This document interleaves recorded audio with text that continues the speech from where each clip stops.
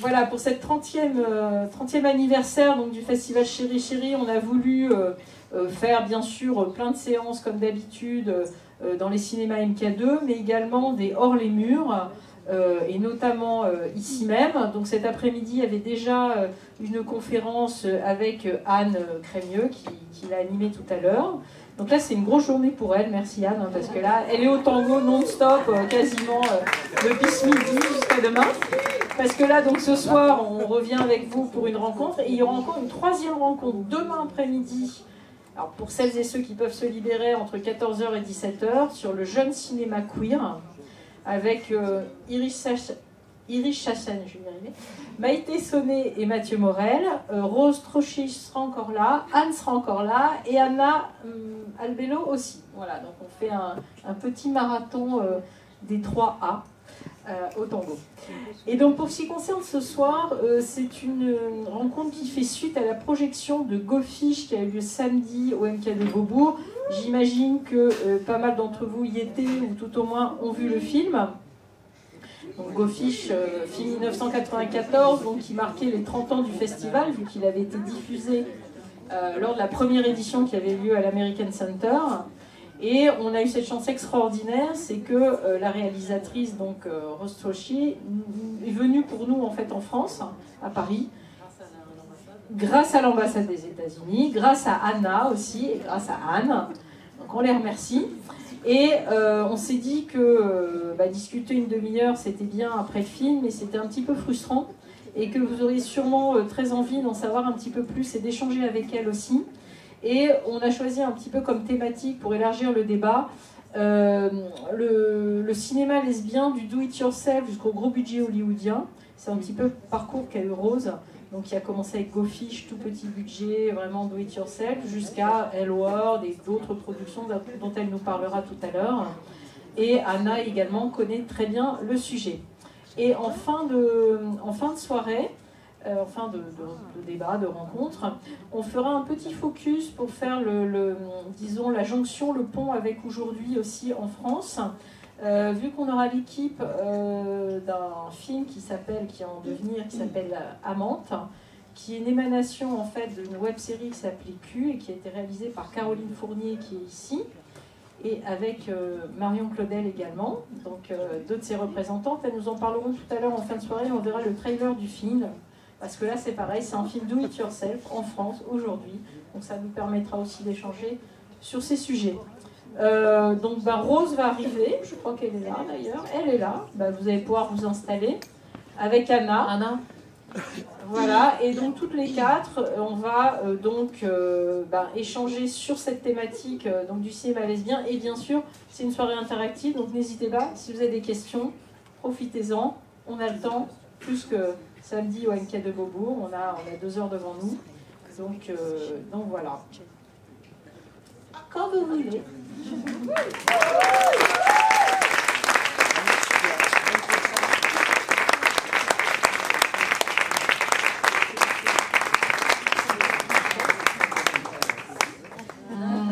This is not the last one. It's my third one. Eh bien, merci beaucoup d'être avec nous, Rose. Donc, Rose parle espagnol. Voilà. Ouais. Et donc, un peu comme nous, l'espagnol, elle comprendo un petit peu ce qu'on dit. Voilà. Et voilà. Et Anna aussi, vous avez, est-ce qu'il y avait une connexion? Voilà. Alors.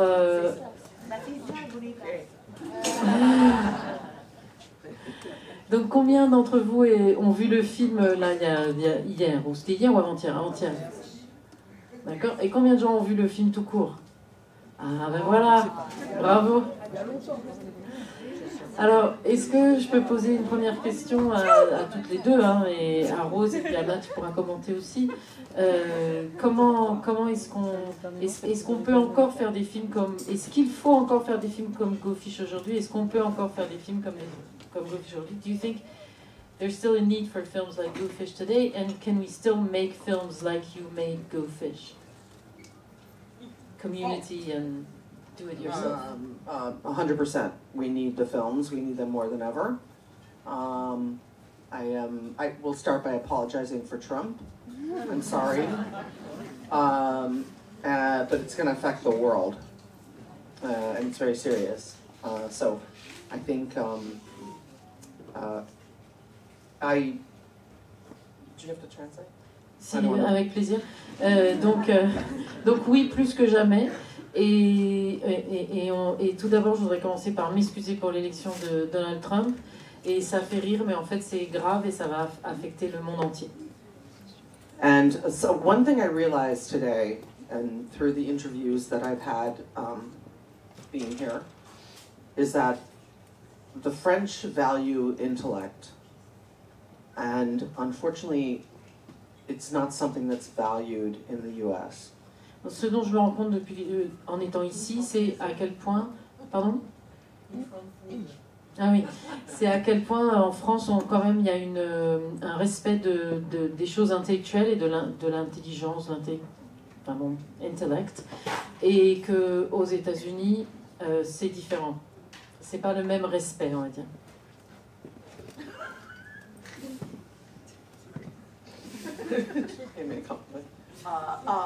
So yes, I think the biggest thing for me is how to figure out how to make work.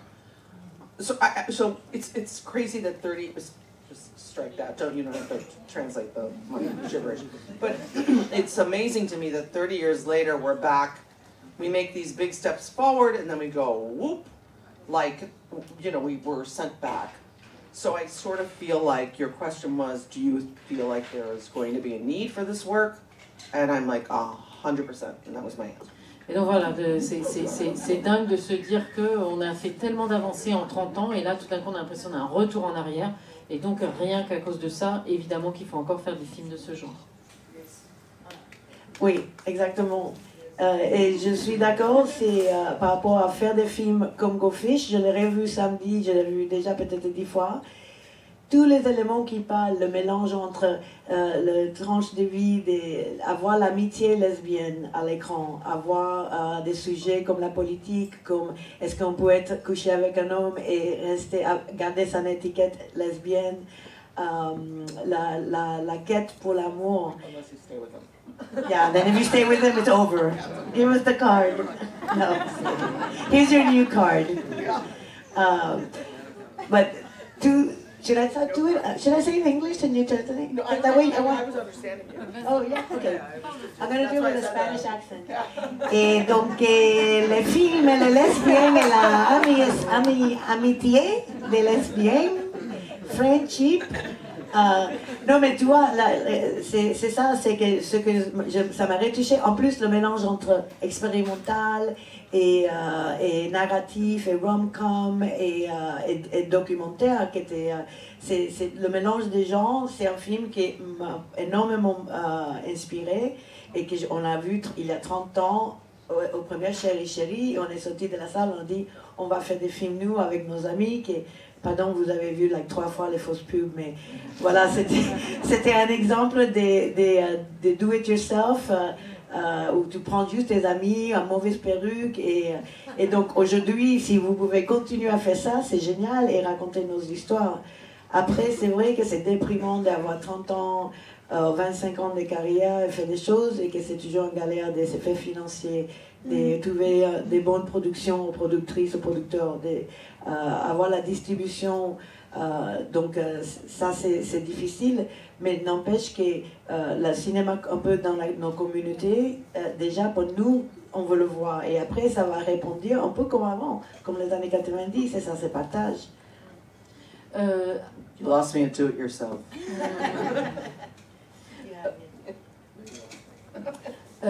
Quand on voit, je ne sais pas quelle a été votre expérience, moi aussi je ne l'avais pas vu depuis un certain temps, Go Fish, même si au 7e genre on le voit à peu près tous les 10 ans, quand même, on le montre tous les 10 ans. Le film a quand même, je trouve, hyper bien vieilli, et donc quand on le voit, on se demande pourquoi finalement, pourquoi on le trouve aussi bien aujourd'hui qu'il y a 30 ans, peut-être pour des raisons un petit peu différentes. Et donc, justement, est-ce que toi, quand tu revois ce film, tu continues à trouver qu'il est bien, que tu vois les qualités et ce qu'il dit encore aujourd'hui, Ou est-ce que tu as ce regard qu'on a souvent quand on est cinéaste qui fait qu'on a du mal à regarder ce qu'on a fait au début? So when you see the film today, do you have that same feeling that we love it and we see how it's still relevant today and how it still works today? Do you watch your own movie? Do you love it, or do you only see what doesn't work with it? So the film came out, and I would love, I was hoping and really wanting you to see the new revised version, which is back in 16 millimeter, and shots are stabilized and sound is, worked on. Oui, parce qu'il y a une nouvelle version du film remasterisée qui est très belle, qu'on voulait avoir et qu'on n'a pas eu.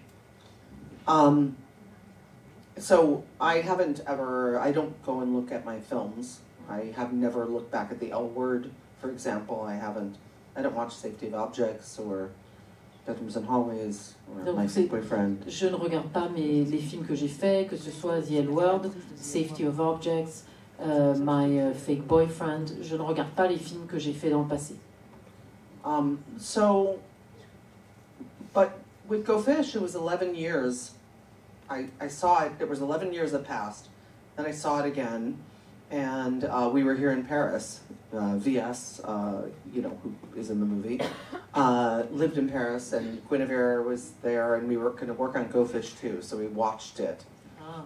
Donc 11 ans après Go Fish, elles se sont retrouvées avec V.S. Brody et Guinevere Turner, et elles voulaient faire Go Fish 2. Et donc elles ont revu Go Fish. And I was just like, what? Ouch! I was so, ow, ow, ow, ow, ow. One more glass of wine, and it was 11 a.m. Ouch, ouch, ouch, ouch, ouch. But the movie has this way of, even for me, who's so self-loathing, it has a way of calming. And then I saw it and I was just like, what a sweet movie that I can't even, and I say that not as a compliment to myself because I'm a different person now, but when it ended, I just looked at Guinevere and VS and I'm like, no, we're not that anymore. We're something different, and potentially a Go Fish 2 could happen, but it was it's so true-hearted. Mm-hmm. It's so just what it is, and there's such hope in it. There's no cynicism. Donc quand je l'ai revu, ça fait mal à chaque image, ça fait mal de tout ce qui va pas dans le film, etc., etc. Et en même temps, ça m'a vraiment, je voyais à quel point c'est un film plein d'amour, donc sweet, d'accord, vous connaissez le mot sweet, j'imagine en anglais, qui est touchant et donc on s'est regardé et on s'est dit voilà, on est plus ça.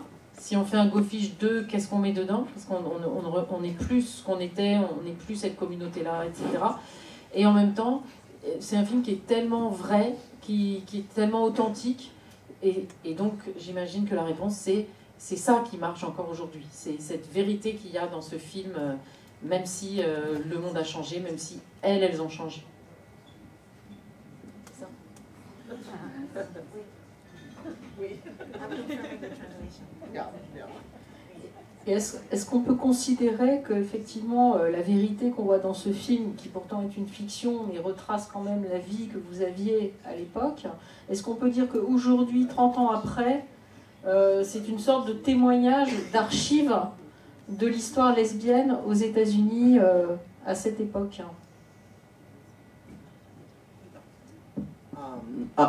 Oui, mais ce n'est pas un documentaire. Oui. Everything was scripted, and but it was really in the bubble of our grief, and I think we had been arrested, we had been dragged out by the police, we had been we had been kicked out of places. We did kiss-ins, and you know, like everyone would come, you kiss someone really fast, and like I never got the person I wanted to get, and you know, they would run out as security was coming for us, and then we'd be in the van like, you know, and all of those things make you feel more powerful. When you fear something, and you face it or come out unharmed, then you grow stronger. And I think that was in the film. Donc oui, mais tout était écrit, c'était pas un documentaire, et ça venait de la, alors le terme exact c'est grief, donc deuil, mais sauf que c'est pas ça, c'est la douleur et la frustration qu'on ressentait de tout le militantisme de l'époque, toutes les arrestations, les kissines, où on se faisait après arrêter, on se retrouvait dans les camionnettes, etc.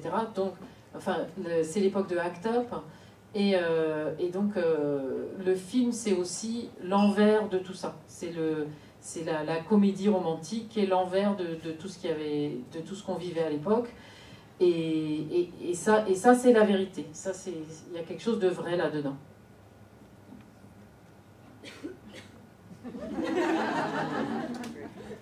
Go Fish? Moi? Quand j'ai fait Go Fish, je me suis dit, je me faisais chier avec mes copines. On voulait coucher toutes ensemble. Bon, c'est la même histoire, n'importe quel pays, n'importe quelle ville. Non, vraiment, c'est quoi la question? C'est pas par rapport à moi et mes filles et mes copines. Est-ce que toi aussi tu considères que c'est comment on dit, ouais, voilà, une archive de la vie, une mémoire de la vie des lesbiennes à Paris et aux États-Unis à l'époque? Oui. Mais déjà pour moi c'est très difficile à revoir des choses. Plus parce que c'était des erreurs, des trucs de montage. Mais tu sais, le premier film, c'était la caméra-scope à le magnétoscope VHS. Donc c'était comme ça. Mais on s'habitue à ne pas avoir la perfection. Et je trouve ça, c'est une leçon très importante. De ne pas avoir d'argent. On était des nanas et des lesbiennes, donc on est habitué de ne pas avoir de l'argent. Ensuite, vraiment sérieusement, si on trouvait un camérascope VHS ou H8, mais c'était les idées et surtout c'était en fait le désir de juste être ensemble et faire des choses, nous faire rire. Pour moi, dans ma tête toujours, il y avait un élément, je veux préserver ces personnes, cette amitié, parce qu'il avait tellement rien. Que le fait que nous, on faisait des choses, que Dana faisait des pilules, que Sextoy prenait les platines, qu'Axel était photographe ou journaliste. Avant ça, tu sais, on était juste des mange-merdes qui allaient à l'entracte gratuit, parce que c'était entrée gratuite, et on cherchait des nanas, et tout le monde essayait de piquer les nanas des autres bandes, et l'une et l'autre, etc. Sauf moi que j'ai pas eu de nanas jusqu'à j'avais 27 ans. Thank you, Paris. Mais, je suis venue pour le grand amour et après j'ai lancé une soirée qui s'appelle Ladies Room et j'ai dit comme ça je vais attirer le grand amour, mais après il y avait tellement de nanas belles, intelligentes, il faut donner une opportunité, tu ne peux pas choisir trop tôt. Mais après 3 ans, après il avait San Francisco qui était la capitale lesbienne, il avait 6-7 lesbiennes dans une maison. Remember San Francisco in the 90s? It was like lesbian flop house and fisting and piercings and Michelle T. No. No, because I went there to do an act-up action. So when I was in San Francisco, I got pierced. Yeah, I got really good pierced. I got my my nose. No. And so, they're not. why did you never make Go Fish 2 then? Because Guinevere and I got in a fight on the street in Paris, and Ah ouais, du lesbian drama. years after, decade after. D'accord, donc il n'y a pas eu de Go Fish 2 parce que vous ne se sont pas entendus. A priori, j'ai dû le corps un petit peu. Sur la voiture, it was a whole shebang. It was like truc, il avait un chien, something with a chien dans la rue, it was crazy. But ça s'est fini, and then they were like, okay, we won't do it. I was here. We went to a vegetarian restaurant. No, I wasn't on the street. I thought you wanted me to ad-lib. No, yeah, but I'm listening to you and I'm like, no, I did, no. It was an oral fight. Oui, non, mais quand même, on imagine qu'elles se sont pas étripées non plus. Alors, on ne veut pas vous empêcher de poser des questions, hein, si vous avez vu Go Fish récemment, puisqu'on reste sur Go Fish. Oui. Avant de passer à la suite de sa carrière, est-ce que vous avez des questions? Si vous avez tous vu Go Fish, est-ce que vous voulez lui poser des questions sur Go Fish? C'est pas directement une question sur Go Fish, mais j'aimerais bien avoir la suite de ce qu'elle allait raconter sur San Francisco. Ah. Donc, The act of action in San Francisco. Oh, I just want to hear about it had that. nothing to do with Go Fish. It was before Go Fish, and like my first. So my very first girlfriend, who is now, it's always funny when someone transitions because you're just like, can you regard them that way? But when I was with them, they were identified as female. So we went to San Francisco the first time, and I remember going to the Castro, and I was like, it was a presidential election. And at the end of the Castro, they had a big inflated screen. And I remember that I wasn't very political at the time. I could definitely vote, but I don't think I had yet. Very terrible. Et donc à San Francisco, avec sa première copine qui a transitionné depuis, il y avait un écran géant gonflable. Et à l'époque, elle n'était pas très politique. Par exemple, elle pense qu'elle n'avait jamais voté alors qu'elle avait le droit de vote. I was learning how to drive a stick shift. D'accord. And in San Francisco, the hills are like this. So I'd be crying and like trying to put the car in gear. Anyway, but that was the first time I was there. And the election was happening. We were all sad that the president we wanted to win didn't win. And everybody was in their window on the Castro. And I was like, our grief is magical. Donc je comprends pas en fait. Donc il y a eu les élections présidentielles. Élections présidentielles, ce n'est pas la bonne personne qui a gagné. J'imagine que c'était Bush père. Voilà. Et là c'est là que j'ai zappé. Qu'est-ce que Elle regardait tous les gens dans la fenêtre. Castro Street, c'est le quartier gay, c'est là le gay. Elle voyait tous les gays et tout, et triste, etc. à la fenêtre. Elle a dit, notre deuil est magique. D'accord, je comprends. It was still a party. Yeah, there was still a party. It was still like, down the street was like still like we'll come back, you know. And then the next time I came back with ACT UP, and I had been arrested already. I had been dragged out by the police. And when we hit San Francisco, the police they work out. They're kind of like the Parisian police. Like you think they're like, can I outrun them? Chicago's like everyone's like huge, and they're just like, let me just try to shoot you. Yeah. So in San Francisco, we were there to fight, against the laws that were just to get medical care for people who were dying of HIV and AIDS, and we went running.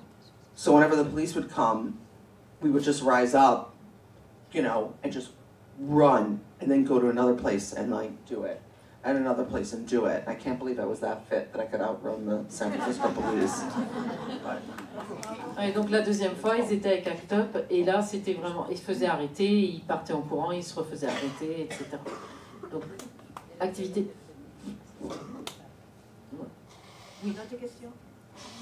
I have a question about the writing process with Go Fish, and specifically the scene where Guinevere's in the wedding dress, and that scene always really struck me. So, yeah. Est-ce qu'on peut parler de la façon, de l'écriture du film et notamment de la scène de la robe de mariée? That was the very first thing we ever shot. Guinevere is an amazing writer. When I met her, I was in film school, and she had just graduated from Sarah Lawrence for writing. Donc c'est la première scène qu'on a tournée et Guinevere Turner est une excellente écrivaine et quand on s'est rencontrés, moi je finissais mon école de cinéma et elle finissait son université en anglais quoi, en écriture. Yeah, I was still in film school. Mais pas de in scénario, TNC. en écriture pour devenir romancière. So, to me, we wrote the script together. We would pass it back and forth. We didn't sit down and, I think we had structures. I knew I wanted to do the scene where she sleeps with a man. I knew I wanted to do, we had set out to say, we're going to make something that's uplifting. We're going to make something that's, we had all these we had made a list of the things we wanted the movie to be. Voilà, donc on l'a écrit ensemble. Moi, je savais que je voulais la scène où il y a une lesbienne qui a couché avec un homme. On savait des choses qu'on voulait mettre dans le film. On avait une liste de tout ce qu'on voulait mettre. Et on essayait d'écrire un scénario où tout serait inclus. But in my mind, the best writing was done by Guinevere in those moments of prose. Because it's not a script moment, really. It's a moment of prose. And that's what she was really amazing at. And I write scripts. I don't write prose. Et pour moi, les plus beaux moments d'écriture dans le film, ce sont les moments de narration en voice-over qui ne sont pas des dialogues, parce que Rose, elle écrit des scénarios, elle n'écrit pas de la prose, et il y a des moments dans le film où c'est vraiment de la prose qui, selon elle, sont les moments les mieux écrits du film. So we just got friends together. Can you imagine? We got a wedding dress at a thrift store that's still wrinkled in the whole movie, and then we were just like, oh yeah, take your shirt off. It's freezing. It's Chicago, and I can't believe that. That's like the thing about the community. But once I edited that section, once I did like the visual effects for that, which were on film, once people saw that, they were like, oh, we're making a movie about our identity. And it remains my favorite moment. And I think it's so, to this day, to this moment, even probably more so in the next moment, it's so prophetic in a way. Like, I wish it wasn't, but it really is so true of our position as women.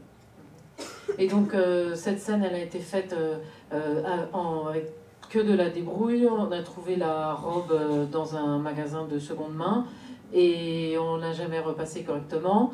Et ensuite, il faisait super froid à Chicago et je demandais aux actrices de se mettre en t-shirt pour la scène. Hein? Torse nu, pardon. Yeah, because they were like, okay. Et donc, et au final, cette scène, quand elle l'a montée, quand elle a fait tous les effets visuels, et à l'époque c'était sur de la pellicule, quoi, donc il fallait couper, etc., faire des effets. Et quand on l'a montré, quand on l'a vu, cette scène, cette première scène, là on s'est dit, ah ouais, on est vraiment en train de faire un film sur qui on est. Et jusqu'au jour d'aujourd'hui, c'est une scène qui est très forte et qui est prophétique. On dit prophétique? Oui. Ouais. Et qui est prophétique, malheureusement, qui est prophétique encore aujourd'hui. Pour les femmes, pour la situation des femmes. La situation des femmes en général et pas des lesbiennes. Oui. C'est un texte qui, pour ceux qui n'ont pas vu, c'est un texte sur ton rôle, le rôle de le mariage, toute la prophétie de qu'est-ce que ça représente, qu'est-ce qu'il faut faire, etc. Qu'est-ce que ça veut dire? De se marier, oui. Comment vous avez conçu les scènes de transition un peu expérimentales? The interstitial moments. When I was in film school, I thought experimental film was the only form of art of film. Quand j'étais à l'école de cinéma, pour moi, le seul vrai cinéma, c'était le cinéma expérimental. Le vrai cinéma artistique était expérimental. So it took me you know, a few years to start doing narrative. J'ai pas fait de film de narration, j'ai fait de film de fiction avant plusieurs années. Et la première narrative, c'est muy mal. I'm just mixing my Spanish and my... Muy malo. Muy mal. Très mal. Très mauvais. Merci. I need a little earpiece from you. And then, you know, and then Go Fish was the second one, but it was a way of bringing the thing that I love, like the experimental quality and film kind of as art inside of this very basic kind of love story. C'était ma façon d'apporter du cinéma expérimental dans cette histoire d'amour toute simple. It's shorter in the subtitles. You know, subtitles are always shorter. Yes, so the interstitial parts were really about holding on to that, you know, that kind of idea of myself as like an experimental filmmaker, and for me, like the top was about, you know, so to me it's very obvious that the top is like the putting yourself out there for love, and it's spinning, and then it's not spinning, then it's falling because your desire is falling. It's the top, I guess, is the hope of love. C'était ma façon de rester une cinéaste expérimentale en faisant ce film. Et par exemple, la toupie, pour moi, c'est évident que c'est on lance, c'est l'amour, et puis ensuite l'amour flagelle. J'ai du mal à flageoler, je ne sais plus. L'amour flageole, et puis on finit par tomber. Et est-ce qu'il y aura une main pour reprendre et relancer la toupie? Voilà, pour elle, c'est évident que c'est ça que ça veut dire la toupie. C'est pas une blague, mais c'est drôle. Parce que toupie, en anglais, c'est top. And then I always thought avec la main, c'était un top and bottom, que la bottom, dans la relation, a plus de pouvoir sur la top, et le top a le plus de pouvoir, and then fisting, I don't know, it was 1994. I'm a switch, so I didn't even think about that. Switch, vous connaissez Switch? C'est quand on est... Okay. Everybody's like... Oh, versatile. Ok. J'ai appris fister en 94 à San Francisco. So. Je me suis fait pisser ici aussi. She was a Hawaiian bisexual surfer. She was amazing. She had an anaconda boa dans sa chambre. I was like, this is like out of a movie.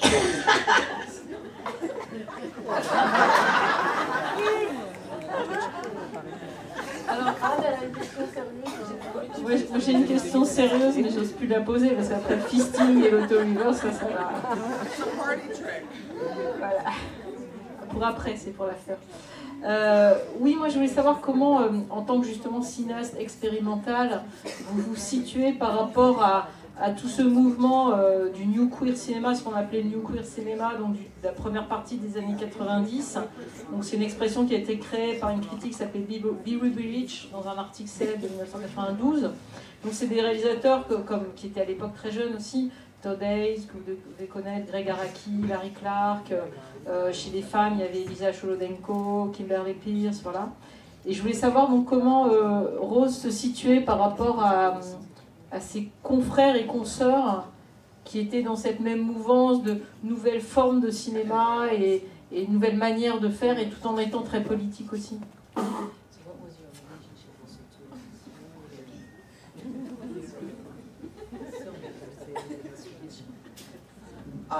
So the Bieber Rich article of New Queer Cinema was the reason why I found Christine Vachon. I went to go see Todd Haynes' Poison in Chicago. I was blown away. I was like, I know how to structure Go Fish. I'm going to do it in 3 parts: documentary, fiction, experimental. Donc, d'abord, premièrement, l'article, c'est dans l'article qu'elle a vu le nom de Christine Vachon, qui va ensuite être celle qui va finir de produire le film. Et deuxièmement, c'est en voyant le film Poison de Todd Haynes à Chicago qu'elle se dit, ça y est, je sais comment je vais structurer Go Fish, je vais avoir une partie documentaire, une partie fiction, une partie expérimentale. There was a cinema magazine called Sight and Sound, which is a British magazine. Sight and Sound, dans lequel a été publié l'article. And I worked at the University of Illinois Library, and I would steal it when it would come in. I mean, I would return it. Donc comme elle avait travaillé à la bibliothèque de son université, dès qu'il arrivait, elle le prenait. Et évidemment, elle le rendait. Yeah, 'cause it was like $14 for like and that was like in the 90s. But yeah, 18,000 euros. You know. Donc ça coûtait $14 à l'époque, ce qui est quand même, c'est vrai, moi c'est super cher quand même. So in that article, I had run out of money making Go Fish. That article came out. There's a beautiful picture of Tom Kalin because he did Swoon. Poison I had seen, and I was, trying to make my movie like his. So in that article, there were all these producers listed, and I highlighted all the producers. And back in the day, there was no Google. So I just, looked in. I looked up everybody in that article, and I wrote them, and I said, I'm making this lesbian movie. Are you interested? And I made a sizzle reel, which is what we call it now. It's not what I called it then, but I made a little reel of including the wedding dress scene and then a documentary portion because the film used to have documentary in it. Ok, donc je lis cet article, je prends mon stabilo, je prends tous les noms des gens, tous les noms des producteurs. Il y a une photo de Tom Kalin. Ça parle du film Poison de Todd Haynes, et là j'écris, puisqu'il n'y a pas Google à l'époque, j'écris ou je téléphone à tous les gens qui sont dans cette liste, et je leur envoie une bobine dans laquelle il y a l'extrait de la robe de mariée, et il y a des extraits documentaires qui sont plus dans le film aujourd'hui. And Anna was just telling me that you had said... No, none of us are part of New Queer Cinema. We were potentially after, but Be Ruby Rich wrote that article prior to any of our films coming out. Okay. I was the first one, Lisa was the second one, Kim was the third one. I don't know that we were talking about, or under the kind of the moniker of New Queer Cinema at that point. Mais disons, rétrospectivement, alors, après coup, est-ce que, comment aujourd'hui, quel regard vous avez sur cette période et ce mouvement qui a quand même été, on en parle encore aujourd'hui, qui a été extrêmement novateur et fondamental. Voilà, par rapport au cinéma lesbien, on parlait du VIH et c'est le moment où justement le VIH arrivait. There were lesbians arrivait. making work. There was no new lesbian cinema. Okay, well, Merci. Maybe another question is there a community of lesbian filmmakers in the same way that you have a community in Go Fish at all? No. Donc, je me demandais, est-ce qu'il y aurait une communauté de cinématographie qui serait née à ce moment-là, de femmes lesbiennes ou de femmes, comme il y a une communauté dans Go Fish qui se soutient? Obviously, these are all people I know. These are all people who are in my phone. These are all people like Kim Pierce I brought to Christine Vachon when she was making her movie. Lisa Cholodenko, I helped with her short, and then we were all at a summer house together. Like it should be a movie, but there's 3 filmmakers in the movie, so I don't know who's going to make it. Donc bien sûr, c'est que des gens que je connais. Par exemple, Kimberly Pierce, c'est moi qui lui ai présenté Christine Vachon, et Kimberly Pierce, c'est Boys Don't Cry. Boys Don't Cry. Ou alors j'ai aidé Lisa Cholodenko, c'est ça, avec son court-métrage, avant que ça devienne un long-métrage. Et on était en vacances ensemble dans une maison, et d'ailleurs ça devrait être un film, mais comme on est 3 cinéastes, on ne sait pas qui va faire le film. But I wish that we were more of a community. And they are my friends, and Kim came to my last birthday party, and we're still in each other's lives, but we're all going for the same job now. And there's only so many women directors. And a lot of us were the first women who were directing series. We were the first women who were working in television. And I have a theory about that, which is that I think that men who were in charge of series thought well, there's a straight lady, and she's like, eh. But there's a lesbian, and she's closer to a man than, the perception, right? She's more competent than these other people. That's just that's my thought. Lisa and I were both directing 6 Feet Under. We both directed that. Kim took a little moment to get into television, but you know, Donc voilà, c'est des gens que je connais, pour certaines c'est encore des amis, on se connaît. J'aimerais qu'on soit plus une communauté, sauf qu'en fait, aujourd'hui, on est toutes en compétition pour le même travail et il n'y en a pas assez. Et je pense que si à l'époque on a toutes réussi à commencer, après nos premiers films, qu'on a par exemple, plusieurs d'entre elles ont réalisé des épisodes de 6 Feet Under, ce qui à l'époque était très qualitatif comme série, c'est aussi parce qu'ils cherchaient des femmes et en fait ils disaient bah, finalement une femme lesbienne c'est plus proche d'un homme dans leur perception et donc plus compétente que les hommes. And I kind of stopped you there if you want to keep going. Je peux dire, what year are you born? I don't know if I ever knew. 69. Anyways, moi I'm 69. Hey, hi. Not 69, you were born in 69. I was born in 69. And anyways, moi j'étais américaine, mais ici à Paris, mais encore une fois, je faisais tous ces petites vidéos on peut faire de balles. Je l'envoyais sans honte à le festival de Los Angeles, à le festival de New York, à le festival de San Francisco, et elle était choisie parce qu'ils disaient waouh, des films lesbiennes de Paris, parce qu'on était très peu à faire des cinémas, un peu partout, vraiment entre Europe et les États-Unis, dans les années 90 et début 2000, toutes les réalisatrices lesbiennes se connaissaient un petit peu, grâce au festival. C'est ça l'importance du festival. Tu ne vas jamais passer au début des films à la télé à cette époque, mais tu pouvais le montrer dans ta ville et des gens dans ta ville voyaient ton travail et ça te faisait la communauté, etc. Mais je tenais à dire que pour moi, par exemple, Go Fish, c'était le film qui vraiment m'a motivé. J'avais fait l'école de cinéma aussi en Floride. Et que Rose, par exemple, on the L Word, c'est Rose qui m'a fait entrer la dernière saison pour le pénultième épisode. Elle était réalisatrice, productrice exécutive, scénariste pendant les 6 saisons ponctuellement. Et la dernière saison, et je dis pour faire shadow director, pour me donner une chance. Et moi, j'avais déjà 37 ans. Et à Paris, c'était impossible. Je faisais des documentaires Canal+, courts, parce que Canal+ faisait une nuit par an, la nuit gay. Et il avait un budget. Et donc, c'était très compétitif aussi. Une nuit pour 3 projets. Donc, elle est lesbienne, on trinquait tout le temps.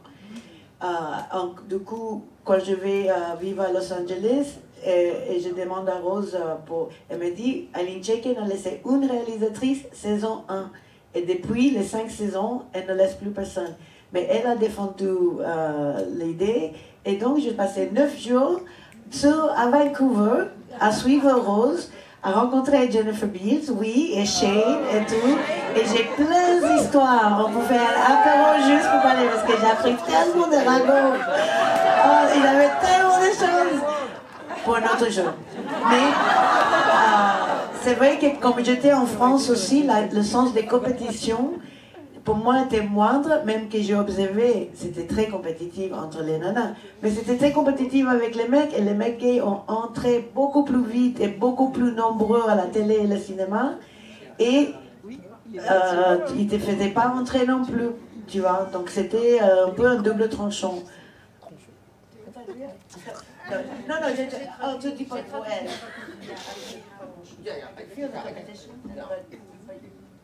Et donc, oui, alors on voudrait parler de la suite. Moi, je suis question sérieuse, hein, vous avez remarqué. On s'est réparti les rôles, en fait. Il y a Anna, et Anne fait l'intello, qui fait la traduction, tout ça, et vraiment, on est super complémentaires, les A, en fait. On est 4 archétypes de lesbiennes ici. C'est ça, en fait. The 4 lesbian archetypes. She's the intellectual, she's the serious one. What are we? We're the Latina twins. C'est le côté latin, c'est le côté latin.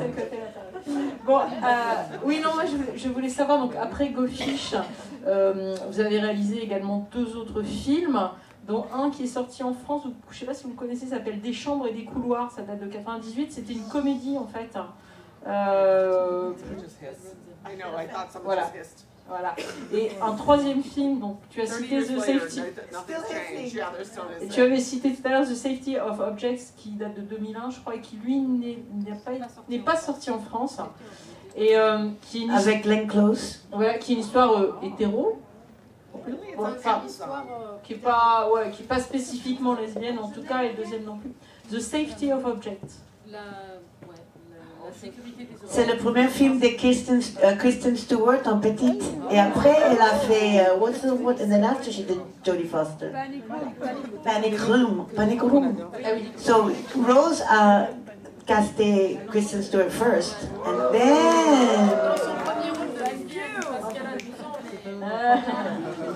12 ans, 12, pas 2 ans. Et donc du coup après Go Fish, donc il y a eu un film en 98, un film en 2001, donc plutôt on se dit un début de carrière dans le cinéma qui va s'étendre. Et ensuite le switch vers les séries, donc L-Word et d'autres séries qui vous ont permis d'exploser Hollywood, si je peux dire. Et comment vous avez fait le switch et surtout pourquoi? Est-ce que c'est justement un problème de financement des films, de ne pas pouvoir percer à Hollywood en concurrence avec les hommes, malheureusement, et le fait que les séries étaient peut-être un terrain plus vierge pour les femmes pour pouvoir... c'était pas aussi prisé qu'aujourd'hui, hein. Il y a 20 ans, les séries, c'était un peu des terrains expérimentaux où on laissait peut-être plus la main aux femmes et en particulier aux lesbiennes, apparemment.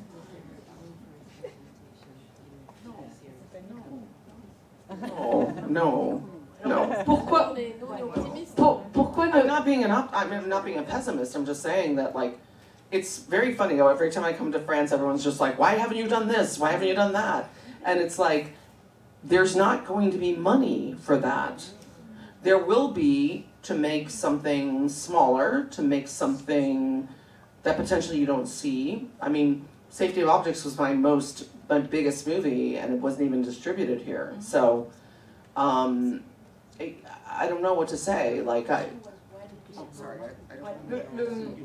La question c'était, why did you go into TV? Voilà, Was c'est it ça. because it was hard to finance features, or did you want to go into TV? No. When I finished Safety of Objects, I had directed my little tiny experimental movies. Then I went into narrative. And I'm not somebody who thinks I'm fantastic. I could see Go Fish. I could see my mistakes in the features that I did. Donc quand j'avais fait mes petits films expérimentaux, Go Fish était encore expérimental, Safety of Object était un grand film mais qui n'a jamais été distribué en France par exemple. Et je ne suis pas quelqu'un qui a une grande opinion, qui a une grande confiance dans ce que je fais, une grande opinion de tout ce que j'ai fait, c'était génial, je voyais bien tous les défauts des films que j'avais faits. Okay. So when I finished directing Safety of Objects, which was very hard, very big movie, a lot of actors, I was like, I need to work on my craft more. D'accord. And I need to work on my craft, not in a way where I have to wait like 4 years for the film to get financed, another 2 years for, Anna knows. I wanted to work on things that I was just like high quality things that were where I could just practice my craft, get better. Et donc après Safety of Objects, qui était un film difficile avec énormément d'acteurs, je me suis dit, il faut que je trouve les moyens de continuer à m'améliorer, à devenir meilleure en tant que cinéaste, réalisatrice, et je voulais donc des gros projets sur lesquels je pouvais m'entraîner et m'améliorer. So I said to my manager, let's find hour-long quality things for me to direct, and 6 Feet Under was the first thing that I got. After I finished 6 Feet Under, I got offered The L Word, and 2 pilots, and so then that became the next 10 years of my life. Et donc j'ai dit à mon agent, trouve-moi des projets d'1 heure de bonne qualité. Et c'est là qu'on lui a proposé 6 pieds sous terre, 6 Feet Under, et ensuite les 2 pilotes de The L Word, et ensuite ça a été 10 ans de sa vie, The L Word.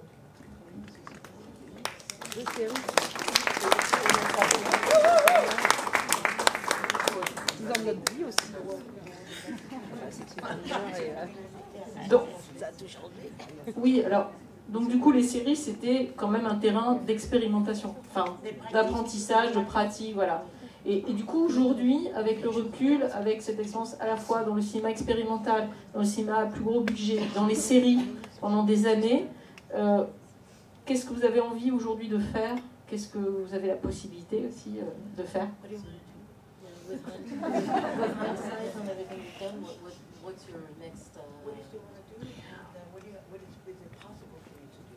I think that I think potentially a lot of people don't know that I work in virtual reality. So I have that, which I've done since 2014. I'm working on a color project now, which is like you would have your headset on, you're immersed in color, trying to undo our biases literally around color. Donc il n'y a pas beaucoup de gens qui savent que en ce moment je travaille beaucoup sur des projets de réalité virtuelle, et notamment là mon dernier, je parle comme si j'étais rose, donc mon dernier projet c'est un projet sur la couleur, donc on met un casque et on est que dans de la couleur, et c'est pour déconstruire les stéréotypes qu'on a littéralement sur la couleur. That's my number one right there. That's my VIP right there. She yeah, she did. So I did a piece about sexual assault, and then I did a piece about a police shooting. Then I did a piece about a shooting in a club, because when Pulse happened in the U.S., I was, I don't even know, like for us, like I have been here at this club, I don't know, 6-7 times over the course of like the years that I would come to Paris. I have done cocaine in that bathroom. Sorry. I've done Spain in that bathroom. But this is, to me, this is our church, right? And when someone comes into your church and shoots you, that should not happen, because this is a place that we feel safe. So I had to make a virtual reality piece about that.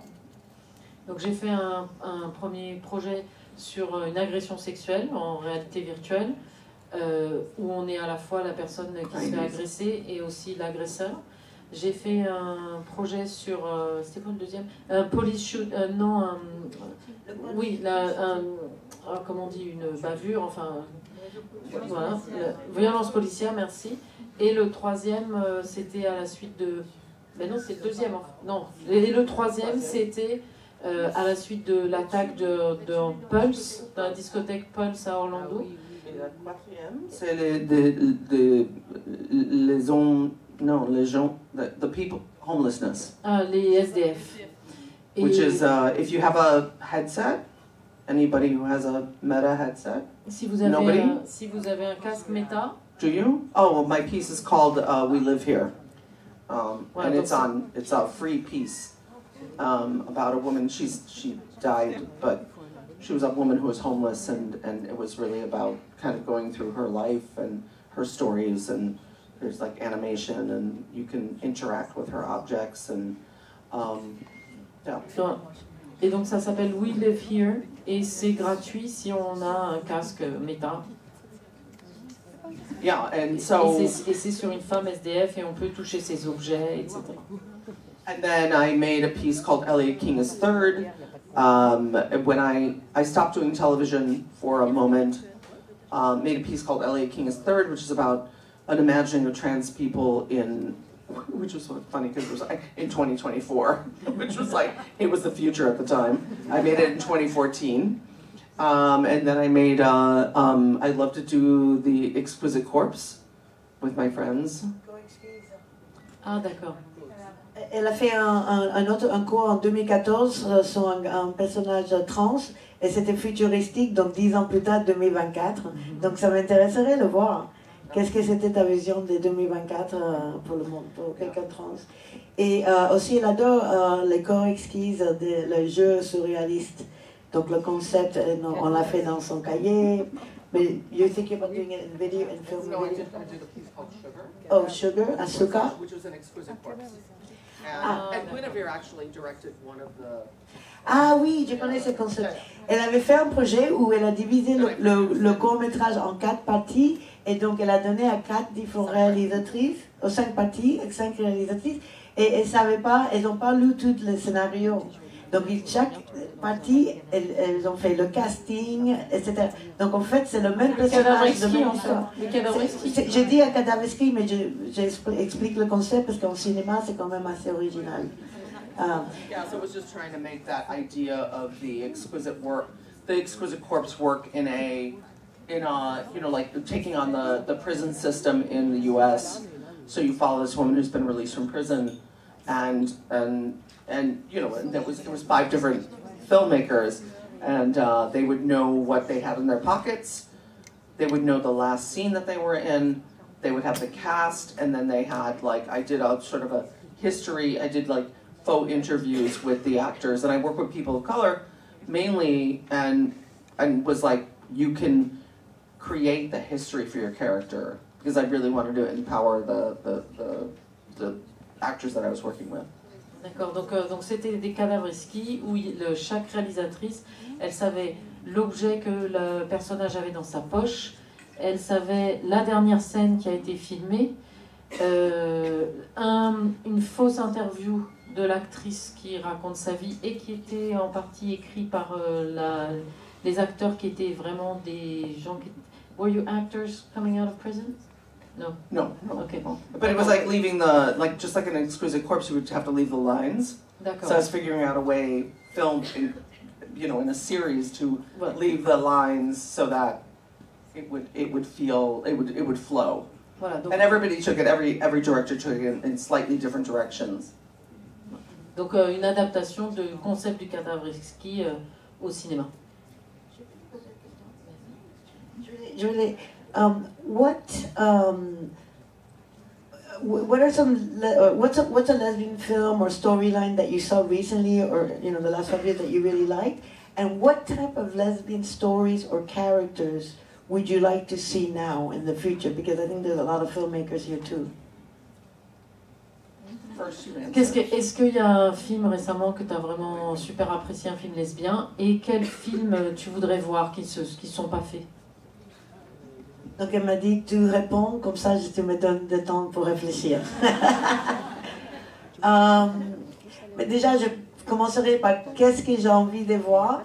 En revoyant Go Fish, je me suis dit, des films d'amitié lesbienne. Des lesbiennes, moi mon premier court-métrage c'était des lesbiennes qui étaient braqueuses, qui n'avaient rien à voir.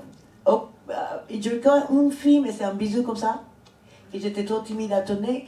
Je n'ai jamais fait vraiment des scènes de sexe ou des scènes des histoires vraiment d'amour comme ça. Mon dernier film qui est un peu de Vagina Wolf, c'était L'amour impossible. Mais j'adore les films des Guinan Goguette, qui ont une idée en tête et ils ont dit tout est possible. Et j'adore la comédie, mais après vraiment tu sens que ça a fait arracher le cœur, elle pleure.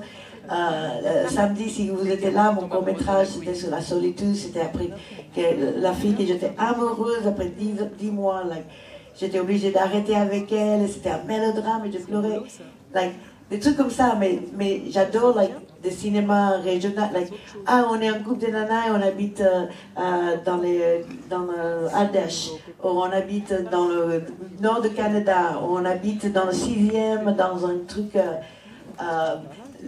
surtout les personnages, les caractères, les personnages qui sont intéressants, je trouve c'est génial parce que la télé américaine, on a voulu la représentation, il y a une lesbienne, entre guillemets, un peu dans chaque série maintenant. Elle est avocate. Avant, on se disait, wouldn't it be cool if it was a lesbienne, elle était présidente, elle était... Parce que c'était tellement impossible. Mais maintenant, on a tout vu. Donc maintenant, vraiment, c'est par rapport à elle-même et ses amis et ses relations. I was just saying, we've already seen all the TV representation of lesbian. Before we were like, lesbian a cop, a lesbian this, lesbian that. But now it's all done, so I'm like, I really want to see like lesbian friendship stories, like lesbians getting an idea, like seeing it through, and like having an adventure, or you know, and then laughing and then really crying, and then maybe shooting up a place. I don't know. Guinan Goguette, c'est mon mantra depuis les années 90. Parce qu'un mec, un PD nous a dit, oh, ça va les Green and Goget? And I thought that was so funny. I was like, yeah, Green and Goget. C'est comme garage à beat. Quelqu'un a dit garage à beat. I was like, penis parking? Oh my God. To mean a slut? Love it.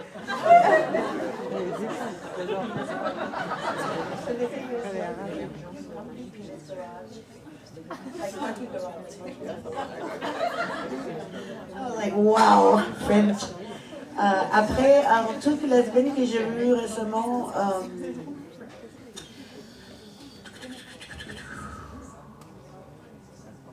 you answer the last part, I'll say no. Non, mais tu sais, par exemple, je vais dire quelque chose.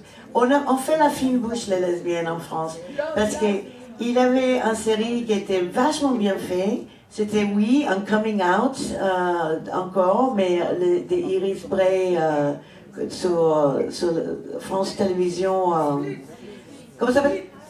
Split. C'est en ligne, c'est super bien fait, c'est un coming c'est léché, les comédiens sont bien, il y a Alejandra Jodorowsky, who's hot. Et c'est pas juste ça, parce que je déteste quand les gens disent « Ah, c'est un bel nana » et c'est tout. Avant, on disait « Juste mets un bel nana et fais un film » et c'était... Mais et je trouvais que c'était bien fait, c'était intéressant, elle était cascadeuse, c'était un truc d'Olivia Zayas avant. Il y avait tout un jeu, la réalisation était vachement bien, mais tout le monde que je voyais me disait « Oui, oh c'est Vanilla », mais mes amis sont vraiment plus durs. Peut-être combien de gens le connaissent? Qu'est-ce que vous avez trouvé? Oh, bof, 5 sur 10, c'est ça? Fine bouche. Non, mais tu vois, il faut que les télévisions, les pouvoirs, les productions, il faut qu'on soutienne, parce que c'est ça qui nous permet à faire des autres choses. Cette série était vachement bien, c'était intéressant. Est-ce que c'est dans ton top 10 à la fin d'année pour tes copines? Peut-être pas, mais pourquoi on...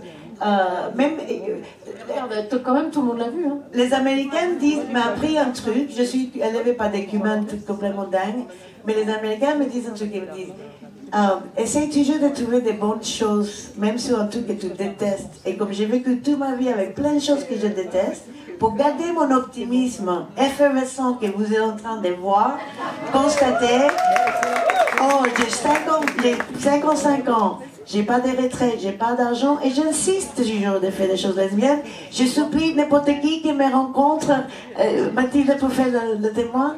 Aidez-moi, j'ai besoin de quelqu'un qui monte, qui fait des films. On vient chez moi, je fais à manger, je la fais à la old school, mais j'ai pas d'argent. Et je vois les gens 3 fois et après l'année prochaine. Mais je suis dédiée parce que je trouve qu'il faut le faire, etc. Mais au point où je suis, il faut que je commence à gagner de l'argent. So, si je fais une grosse merde sur France Télévisions, il faut que vous l'aimez.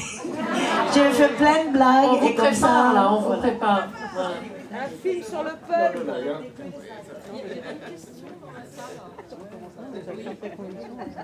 On va m'entendre. Je voulais savoir si vous avez vu le... En anglais, c'est Love Live avec le Christian Stewart. Oui. Redis ta question. Vous l'avez aimé? Vous l'avez aimé? Est-ce que vous l'avez aimé? C'est naze. C'est pas naze. Did you like it? Yes. Moi, oui. Great. J'ai une deuxième question. Mais je vais vous dire que moi j'ai trouvé ça super. I'm surprised you didn't like it because it has the experiment. Like it, I said good. They love it when you don't like stuff. Just say ugh. Non, Love Live Bleeding, j'aimais la fantasy. Déjà que c'était de nana, il avait des trucs. J'adorais un peu que la réalisatrice a permis à faire des choses et que vraiment c'était touchant, les personnages. Et c'était des personnages que je vois rarement. Elles étaient un peu Coen Brothers, un peu débila. Que t'en like, get in la voiture, casse-toi, pourquoi tu vous êtes là? Mais voilà, you know, but amusing. J'ai une deuxième question, parce que j'ai pas tout suivi, parce que la traduction de... Excusez-moi, n'est pas toujours... enfin, je parle pas anglais, donc il y a des moments qui m'ont un peu échappé. Je voulais savoir si pour Elle World, est-ce que vous avez choisi... Enfin, qui a choisi les actrices? Puisque j'ai cru comprendre que les actrices étaient plutôt hétéros. Non. Non? Non, mais je suis complètement à côté de la plaque, hein. Je vous le dis tout de suite, il n'y a pas de souci. Si, il y en a deux qui sont là. Et pas des moindres. So, with the L Word, with the casting, Pamela Greer and Jennifer Beals were already in the show. They had been cast before I was hired. Donc Pamela Greer et Jennifer Beals, elles étaient déjà là avant qu'elles rentrent sur le projet. Elles avaient déjà été cast, elles avaient déjà été choisies.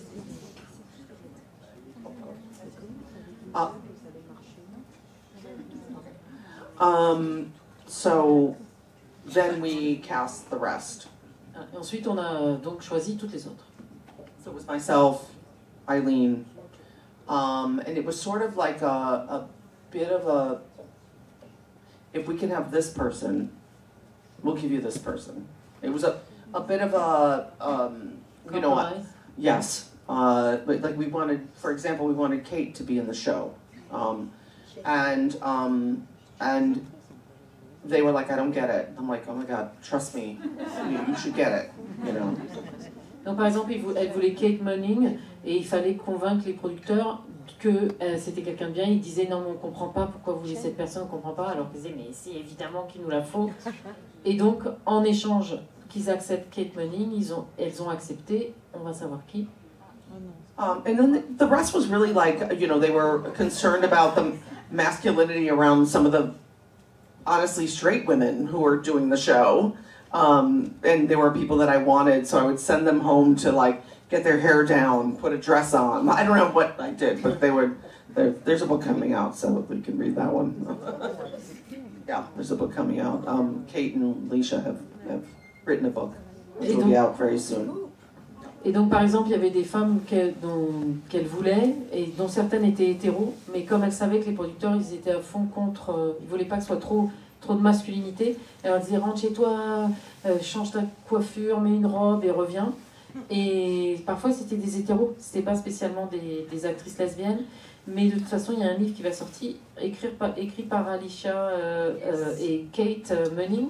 Et donc, vous aurez toutes les histoires. Because you have to remember, it was Showtime's a big platform, right? It wasn't on some offshoot of anything. It was really on Queer as Folk had come out, and Queer as Folk was like, if it wasn't for that, the L Word wouldn't have happened, right? But they also wanted everyone to be hot, you know, and what those standards are. We were casting in 2001. The show came out in 2002. I mean, you have to like kind of put yourself 22 years ago. And we got some things we wanted, and there are queer people on the show. It wasn't a show filled with, you have to look at like even Generation Q, where you have like so many straight actors, and it's like literally 15 years later, how many years later? Yeah, like 12, 15 years later. So we didn't do so bad. There's always compromises. I wish it could be all queer, but it wouldn't have been on the platform that it was. It would not have potentially reached you. You would have probably had to search for it back when it was like AOL, you know, or you know, Yahoo, you know, like trying to, you know, like it would have been that thing. Donc faut pas oublier que c'était Showtime, une énorme plateforme. À l'époque, c'était vraiment juste en dessous de HBO, par exemple. Et ce Queer as Folk était sorti, avait super bien marché. Il n'y aurait pas eu The L Word s'il n'y avait pas eu Queer as Folk. Et donc Showtime voulait que des filles canon, avec les standards de ce que ça voulait dire à l'époque d'être canon, puisqu'on fait le casting en 2001. Et elles auraient bien voulu qu'il y ait que des personnes queer, mais s'il n'y avait eu que des personnes queer, il n'y aurait pas eu Showtime. Et s'il n'y avait pas eu Showtime, on n'aurait pas vu The L Word. Ok, merci.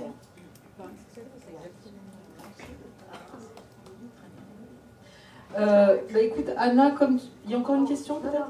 Non. Anna, toi qui parlais justement des... Oui, ah, bon, une question. Est-ce que vous pouvez parler fort?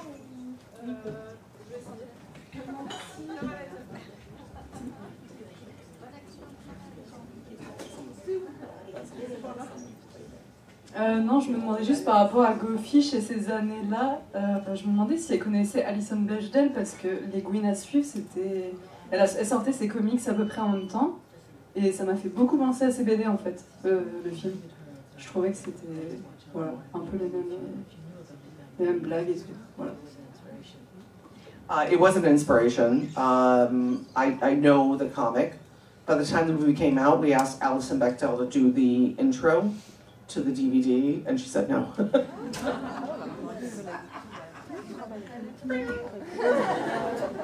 Donc non, c'était pas une inspiration, hein, c'est ça. Et pourtant, elles connaissaient la BD, et elles ont demandé à Alison Bechdel de faire l'introduction du DVD, mais elle a pas voulu. I'm sure she's a great person. I've never met her.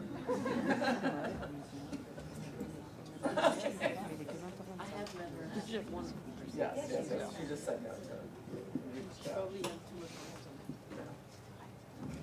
Vas-y, t'en as besoin. Est-ce qu'il y a encore une question ou... Oui. Ah bah, voilà, encore une question. Du coup...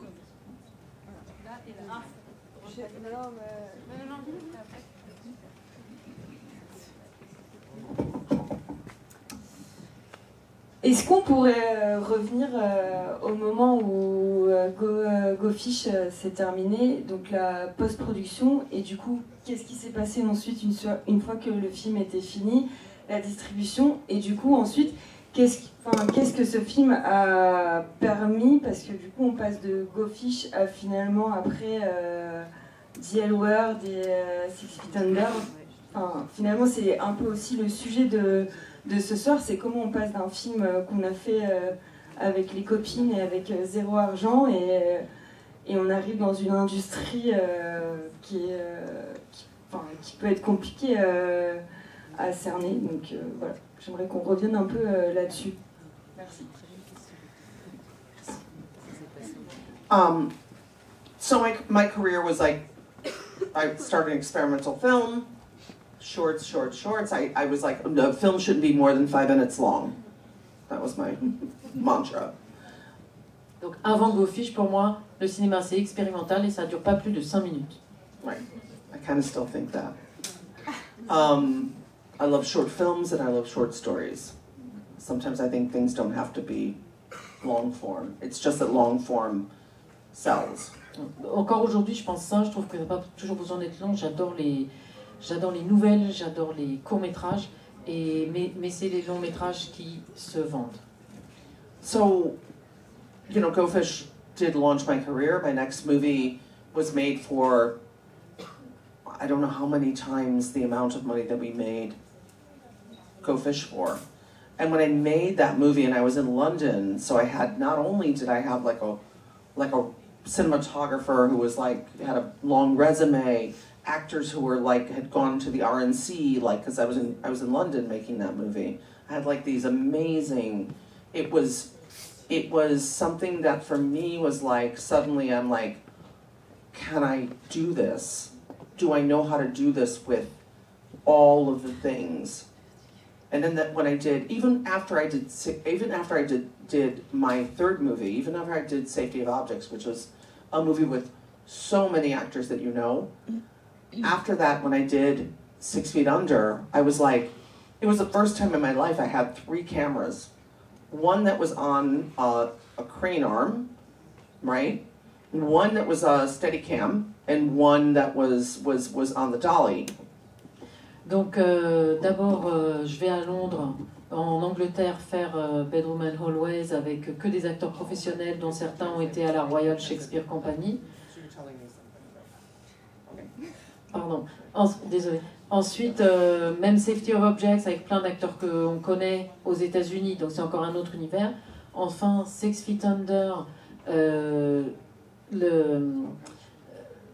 la... Je sais plus, le long métrage. C'est la première fois où en fait vous aviez 3 caméras, c'est ça, pour tourner. Hein. J'arrive pas à traduire en même temps, c'est pas contre toi.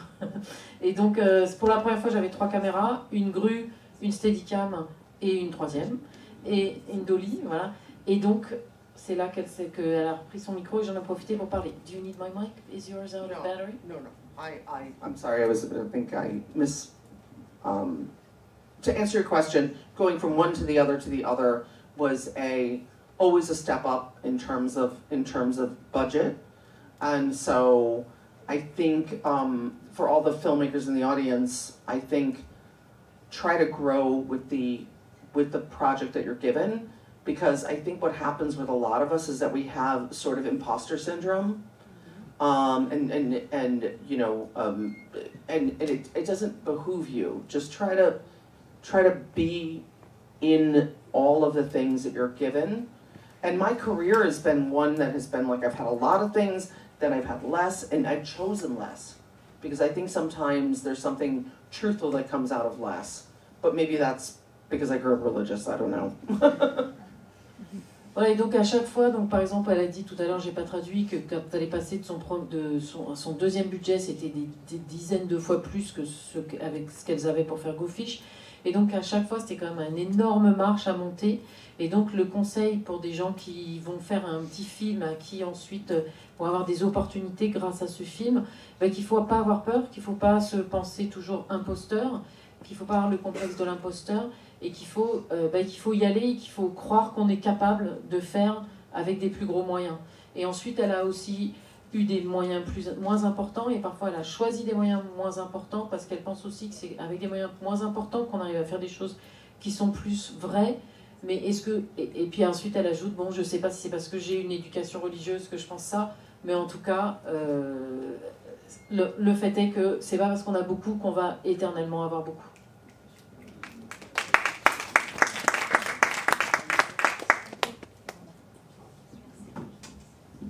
Merci. Pardon.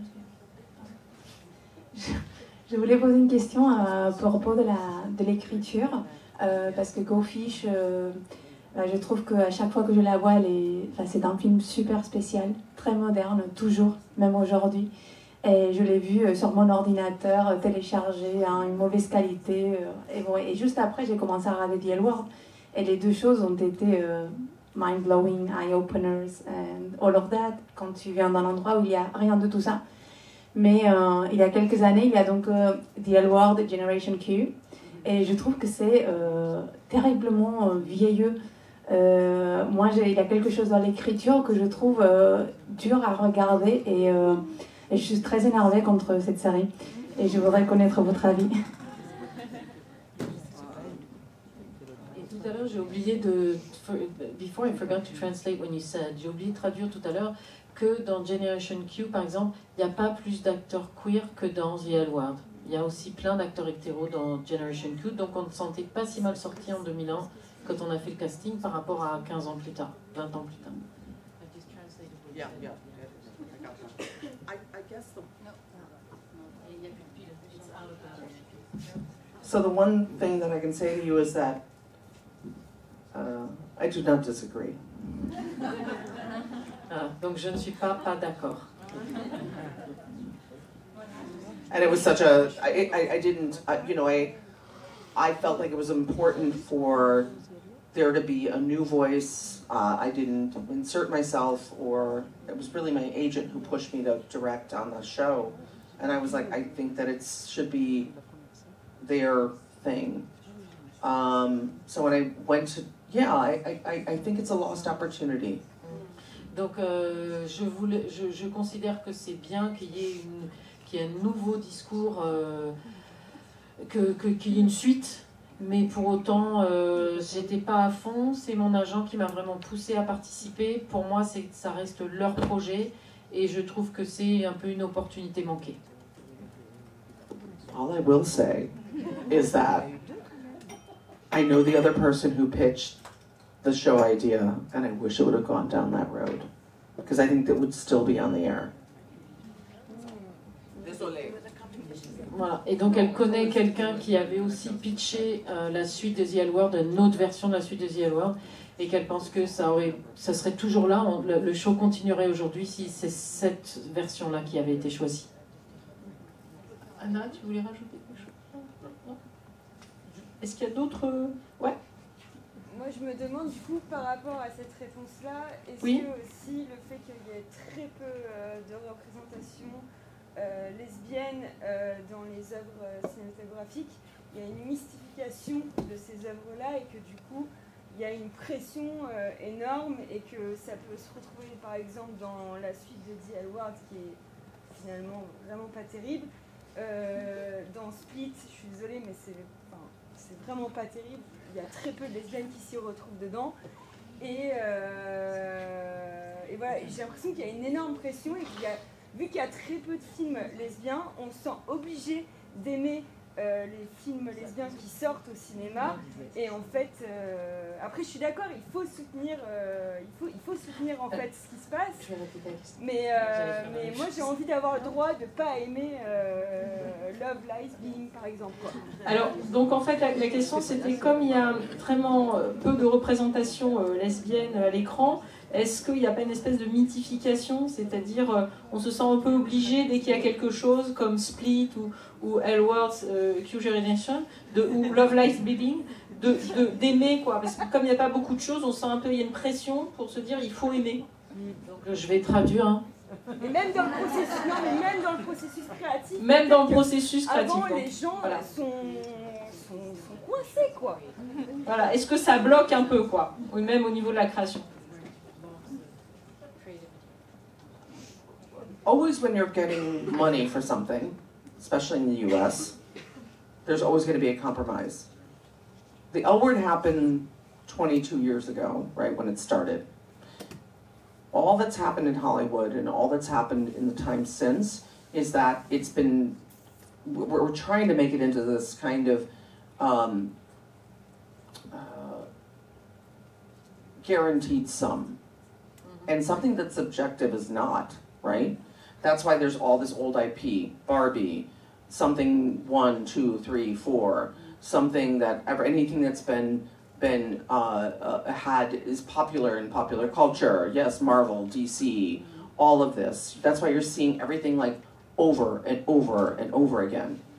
So it's very hard to carve out a new space, and it's even harder to say, and particularly after this election in the US, to say, oh, women are amazing when women are being pushed down.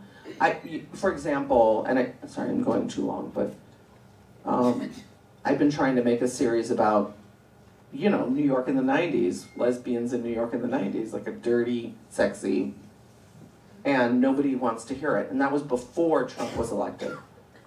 So I don't know where I go now. So if someone gave me a window, a door, you have to think, how much am I going to compromise in order to get this made? But you don't see, when you see it on the screen, you don't see everything that we went through to compromise. You just see what you don't, all the things you want to see that you're not seeing. And so you're like, fuck, no, what the, what's going on? And you don't know that, like, just to get this thing out was to do all these things to say we need some kind of representation. Donc la pression pour représenter, c'est même pas une pression, c'est la volonté de représenter. Mais sauf que, ce dont on se rend pas compte, c'est tous les compromis qu'il faut faire parce que c'est une industrie où il faut gagner de l'argent. C'est pour ça qu'on a Barbie, c'est pour ça qu'on a Marvel, les 1, 2, 3, 4, les séries. C'est parce que on doit convaincre des producteurs que ça va gagner de l'argent. Et c'est là que le processus créatif est transformé, en fait. Tu veux rajouter quelque chose? Non, elle disait que tous les compromis, et le problème c'est ça, pour nous, pour elle et pour tous les lesbiennes qu'on connaît qui essayent de faire des choses, ça nous rend malades les compromis qu'il faut faire, parce qu'on sait que ça va. Mais ça passait à la télé, on s'est fait, on s'est distribué dans les salles de cinéma, et on sait que toutes les lesbiennes et les queers vont nous faire.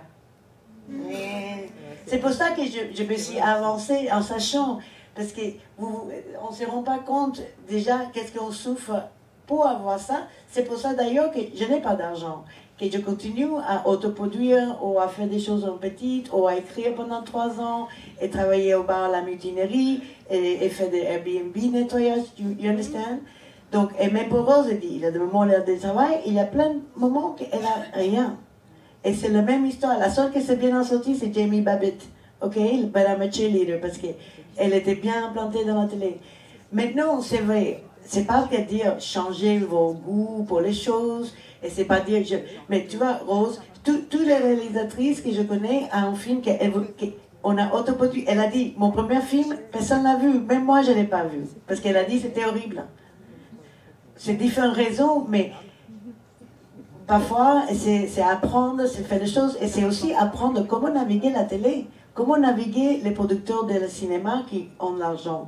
C'est une expérience autant importante que comment naviguer la réalisation pour faire le film ressentir ce que tu aimes.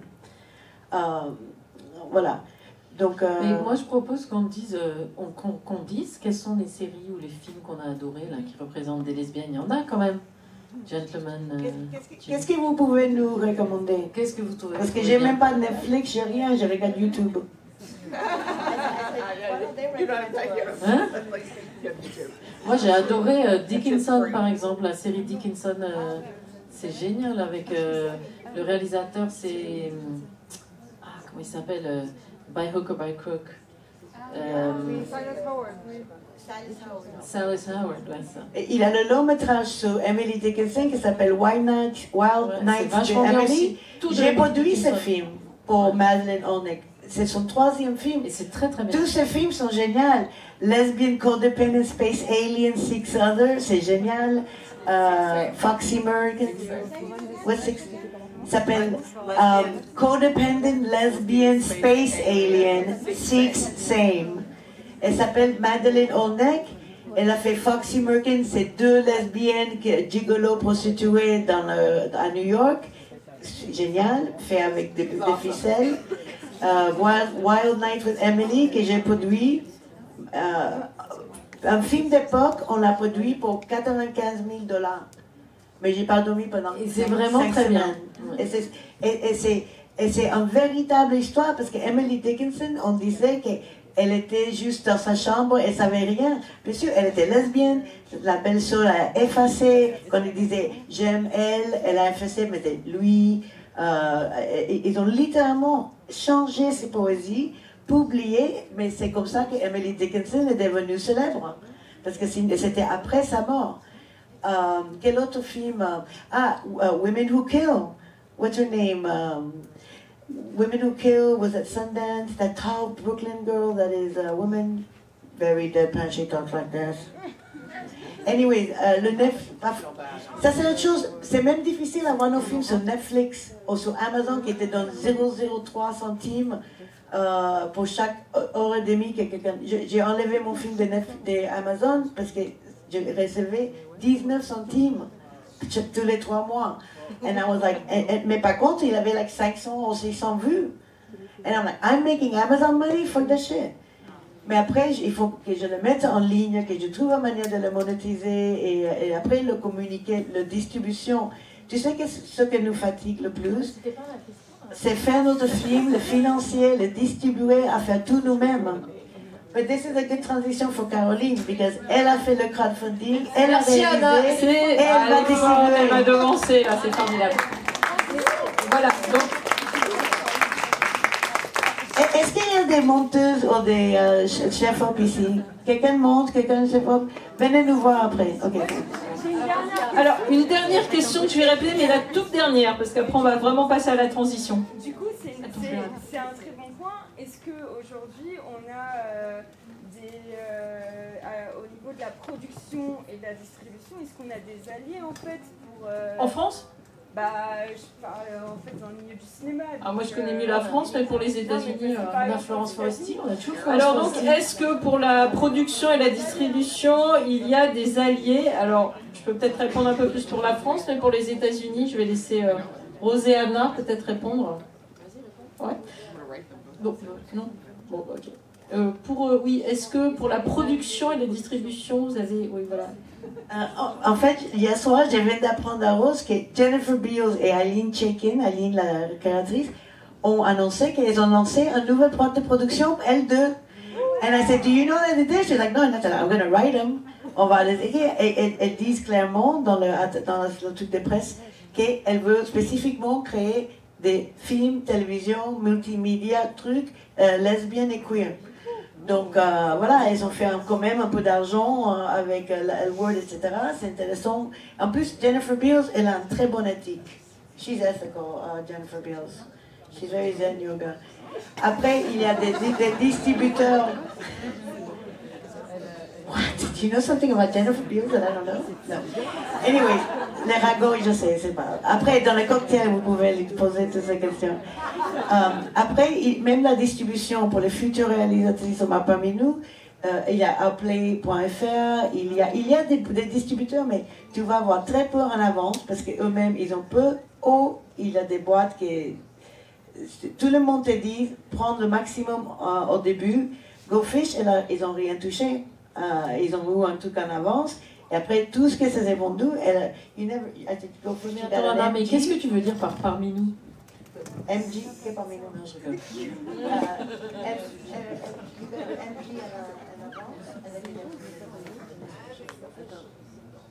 No, still to this day, I'm sure they got their MG back. Mais cela dit, ça c'est une leçon aussi, c'est qu'elles étaient jeunes et qu'elles ont signé sans faire très attention à ça ce arrive qu'elles signaient. toujours, tout le temps. Donc ça, il faut faire attention la première fois. Non, ça marche. Tous les festivals de films LGBT, les gens disent « Ah, j'ai vendu ici et ça, combien tu as eu ?» Très peu. Je parle de 2000, 5000, 10 000. Pour te dire la vérité, quand j'ai commencé, les gens vendaient pour 250 000. Donc du coup, tu disais « Ok, on le produit pour 50 000, on va avoir 250 000 pour le prochain film. » Et à partir de 2013, ça fait... Avec le crowdfunding, quand ça arrivait sur la scène de la production indépendante, tous les distributeurs disent « Pourquoi on va leur donner 250 000 si dans tous les interviews ils disent qu'ils ont fait pour 10 000 ?» On aurait dû... Mais ils savaient, donc du coup, on ne pouvait pas se renouveler dans le cinéma indépendant comme on faisait avant. Est-ce qu'il y a des alliances? Alors, pour la France, bon, on sait qu'évidemment dans le monde du cinéma, que ce soit dans le monde des acteurs, des actrices, mais aussi des producteurs et distributeurs, il y a des alliés, des LGBT, comme partout, hein, avec différentes politiques, c'est-à-dire que certaines ont pu mettre en avant des films. Je pense par exemple à une comédie qui s'appelait Pourquoi pas moi, vous connaissez peut-être, qui date de 99, avec Julie Gaillet, avec Johnny Hallyday, Amira Khazar, etc. Et qui avait été produit par Marina Smonteil, qui est une des plus grandes productrices en France aujourd'hui, qui est lesbienne. Et en fait, c'était l'histoire de sa bande d'amis, justement, et de leur coming out. Donc c'était très autobiographique, très personnel, et c'était une comédie populaire qui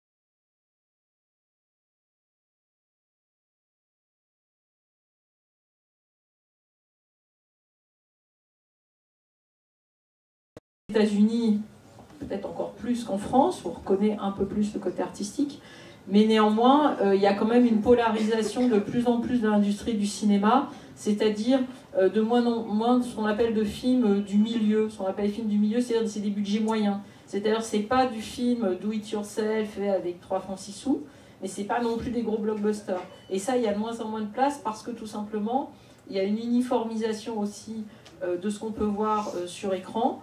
Et c'est aussi un phénomène lié aux plateformes. Hein. Je veux dire, il faut être clair que ce soit Netflix ou Amazon, quand on fait un film, il doit être formaté pour être vu par le plus de monde possible. Et donc, c'est le plus petit dénominateur commun. Donc, ça a tendance à tout lisser, voilà, etc.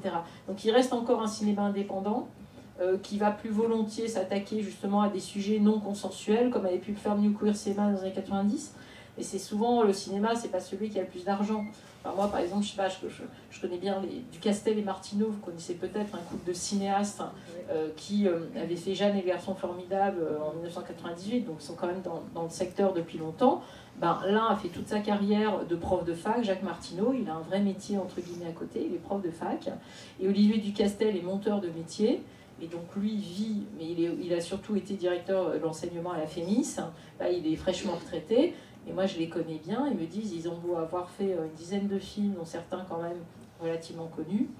Ils ont fait 1 ou 2 bids dans leur dernier film. Et ils me disent, on n'est plus bankable. Ils n'arrivent plus du tout à monter leur film, y compris avec 2 francs 6 sous. Donc je veux dire, effectivement, comme dit Rose, rien n'est jamais gagné.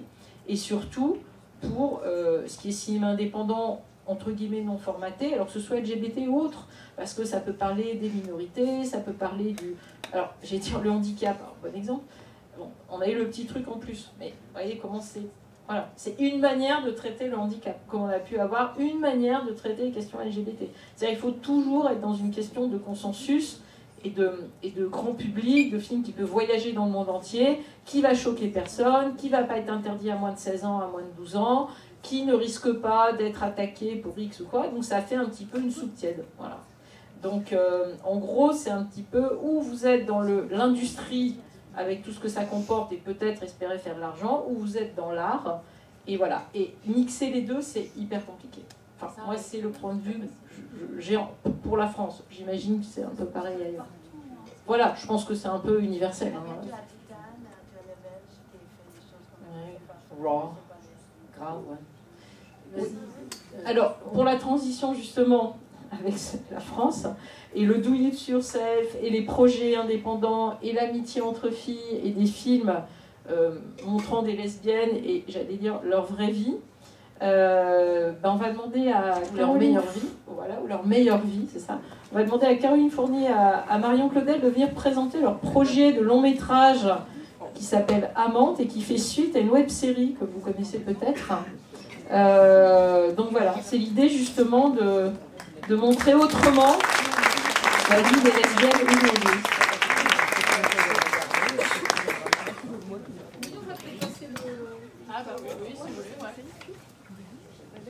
Bonjour à toutes et bienvenue sur le podcast Tout le monde veut dire je t'aime. Le podcast qui aborde le sujet qui nous tient tout à cœur, l'amour.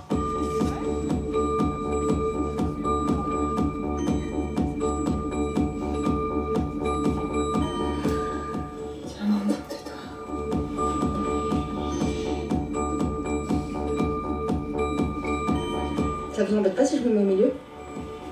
En plus, moi j'ai tendance à me méfier quand le sexe est supérieur tout de suite. Tu vois, parce que ça pose tout. Disons qu'on déconstruit pas grand chose finalement, non? Je suis sûre qu'elle va me quitter.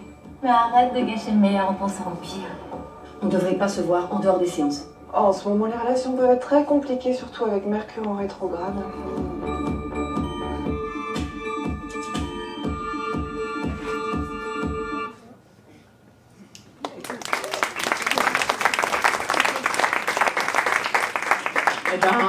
Bonsoir, donc moi je m'appelle Caroline Fournier, merci beaucoup Anne de nous accorder un petit moment ce soir. Du coup, je suis la réalisatrice de Amante, un film qui n'existe pas encore, qui est en post-production. Donc c'est pour ça que c'est un petit peu particulier aussi de venir le présenter là. Donc on est en plein montage image. Donc c'est un film qu'on a monté avec un crowdfunding.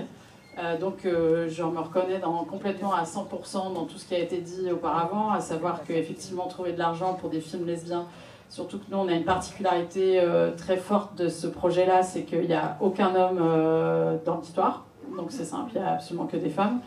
Donc du coup on est vraiment extrêmement focalisé sur les relations lesbiennes, sur ce qui se passe entre femmes, comme si vraiment c'était un monde en soi, on va dire. Et de toute façon, on savait que c'était une production absolument impossible à monter dans les circuits classiques. Donc on n'a même pas cherché à le faire, à vrai dire. Et on s'est dit, le seul moyen de monter un projet comme ça, c'est de faire un crowdfunding. Et on sait très bien que les crowdfunding, c'est extrêmement épuisant et difficile. Donc c'est vrai que j'ai eu la chance de rencontrer Marion, qui a été une fée aussi un peu pour le projet, qui nous a aidé à monter ce crowdfunding qui a été assez épuisant, mais qui faisait suite à Q, la série, qui est une web-série de 5 épisodes de 13 minutes, qui nous permettait d'avoir une petite assise communautaire, on va dire, et puis aussi toutes les comédiennes, puisqu'on a quand même beaucoup de comédiennes, 12 là, dont Maya qui est ici avec nous, 12 comédiennes là dans Amante, et on en avait aussi une dizaine dans Q, la série. Donc voilà, peut-être tu veux dire quelque chose, Marion ? Non. Non, très bien. Je te demandais s'il fallait traduire en anglais après. Et donc voilà, du coup on s'est lancé dans un projet vraiment complètement dément en y repensant, c'est qu'on a fait un long métrage, donc là il est en montage comme je disais, mais en gros là il fait 1h45 et je pense que ce sera à peu près 1h40 le film terminé.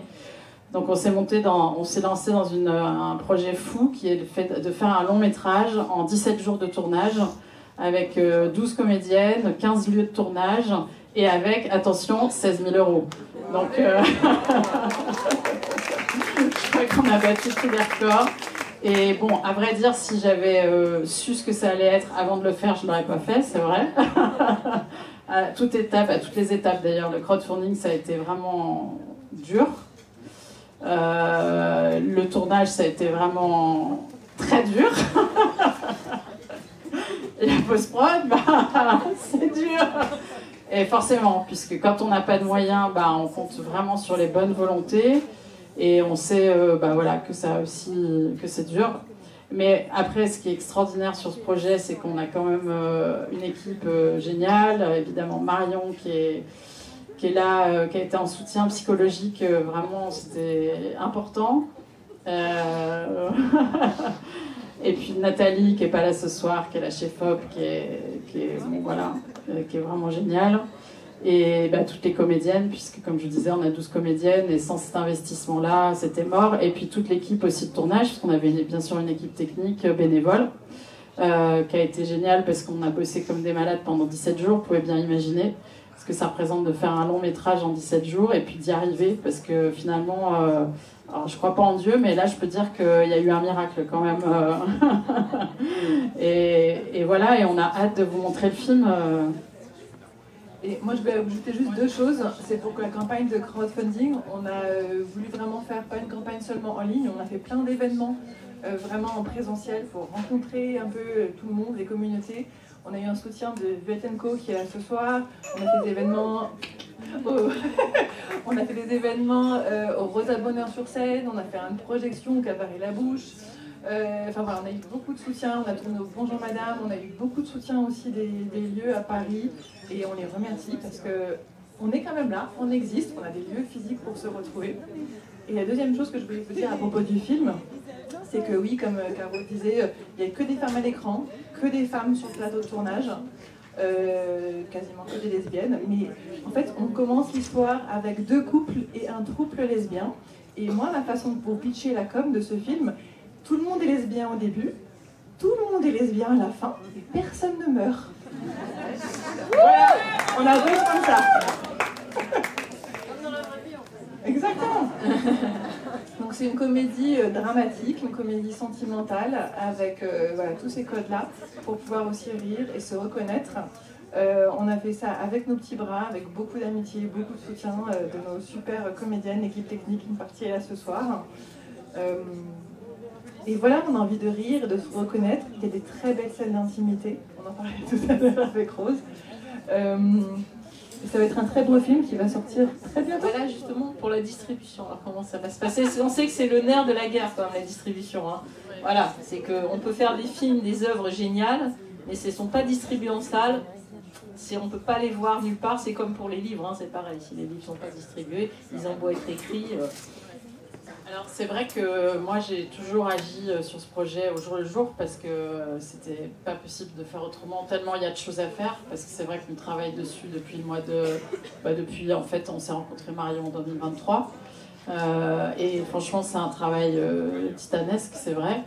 Et en fait pour la distribution, en fait moi à chaque fois je me suis dit on verra, et puis parce que j'avais toujours peur quelque part que ce soit pas forcément réussi en fait, qu'il y a un problème, qu'il y a un lieu qui se désengage quand on tourne, parce qu'on a quand même beaucoup de lieux de tournage, on nous a tout prêté gratuitement. Je me suis dit il suffit qu'il y en ait un qui se désengage à la dernière minute et tout est mort quoi. Pareil, il suffit qu'il y ait une comédienne qui finalement soit malade, enfin tout était tellement fragile que voilà. Et au final on se retrouve en post-prod et on se rend compte qu'on a quelque chose qui tient la route, comme je disais c'est miraculeux. Et du coup, je me dis, ok, maintenant, on va pouvoir envisager la distribution. Donc, évidemment, on cherche un distributeur, une distributrice. Et puis, de toute façon, on se dit que, quoi qu'il arrive, le film, il va tourner. Moi, j'ai une conviction, c'est que si le film est chouette, il y a, c'est vrai, tellement peu de choses pour les lesbiennes. Enfin, je veux dire, c'est ce qu'on a dit ce soir. C'est un truc de fou de se rendre compte qu'en 30 ans, on peut faire la liste des films sur... pas beaucoup de mains quoi, enfin je veux dire c'est un peu plus mais c'est quand même très limité, donc si le film moi je pense qu'il pourra vivre aussi parce qu'il y a un public qui est prêt qui a envie de voir des choses et voilà et ensuite on on va l'envoyer dans les festivals, bien sûr, dans le monde. Enfin, les festivals, ça reste un support génial pour montrer les films et pour les diffuser. Et puis, il y a la VOD, etc. Donc là, moi, pour l'instant, j'ai envie de dire tout est ouvert, quoi. Je tiens à rajouter aussi qu'on a donc la plateforme de crowdfunding est encore ouverte et ça permet, si vous voulez voir le film en avant-première, voilà, on a proposé ça pour les personnes qui nous soutiennent pour faire le film et produire, pour avoir le lien en avant-première, quels que soient les festivals, le distributeur qu'on peut trouver, on y croit. Mais voilà, il y a un accès quand même pour toutes les personnes qui nous ont soutenus jusqu'ici. Et donc ce soir, il faut que je change toutes les pages des réseaux sociaux. On va passer de Cul, la série et le film, parce que c'était une série avant, à Nantes. Mais vous pourrez trouver tout ça et je pense qu'on sera relayé par le 7e genre et Chéri Chéri. Voilà, et puis peut-être qu'on pourrait aussi faire un événement au tango avec vous. Parce que là, c'est une petite première, mais on pourrait, quand le film sera fini, voilà, une avant-première, tango, avec tout le monde, pourquoi pas? Ça pourrait s'envisager. Oui, je pense. Bah oui, oui, bien sûr. Non, pas le lien. Non, une vraie. On cherche des distributeurs pour une sortie ciné. Pour le moment, la façon une avant-première dans une salle de cinéma, ça c'est sûr, puisqu'on a déjà des contacts dans des salles de cinéma pour faire une avant-première. Donc ça, c'est sûr. Et puis après, le film, on fera de toute façon une diffusion ville par ville, en soutien avec les médiateurs et médiatrices des salles de cinéma et des associations locales. Donc de toute façon, le film, ouais. Pour les films dits fragiles, c'est-à-dire avec une toute petite économie, les documentaires aussi, ce qui marche aujourd'hui, ce qu'on s'aperçoit, c'est vraiment d'accompagner le film en salle. C'est-à-dire que les films vont être vus dans toute la France, mais il n'y a pas forcément des séances toutes les 2 heures, mais c'est des projections ponctuelles où il y a l'équipe du film, où il y a, comme on fait ce soir, un échange, des projections, des débats. Ce que nous on fait au 7e genre pour ce qui est cinéma de patrimoine, avec un ciné-club où on essaie de remettre en avant des films pas connus, peu connus, oubliés ou pas vus, on peut le faire aussi sur des films récents qui sont ou des films de festival ou des films qui n'ont pas une grande visibilité, mais c'est aussi ce qui rend la salle vivante et le film vivant. Et c'est un énorme travail, c'est très fatigant. Vous avez beaucoup voyagé pendant 1 an ou 2, en même temps c'est génial. Et je pense que typiquement pour ce film, ça peut être tout à fait une belle porte avec des partenariats avec les associations et voilà. Donc, bravo. À bientôt pour la suite. Merci. Merci à toutes et à tous pour cette soirée. Merci d'être restés, d'être venus. Et rendez-vous, si vous pouvez, si vous le souhaitez, demain même, ici même, sur ces mêmes chaises, à partir de 14h. Pour une table ronde autour du jeune cinéma queer français, donc qui fait un peu aussi le lien avec ce soir. Et Rose sera encore là si vous souhaitez échanger avec elle, ainsi que Anna et Anne. Ouais, n'hésitez pas à nous suivre sur Insta.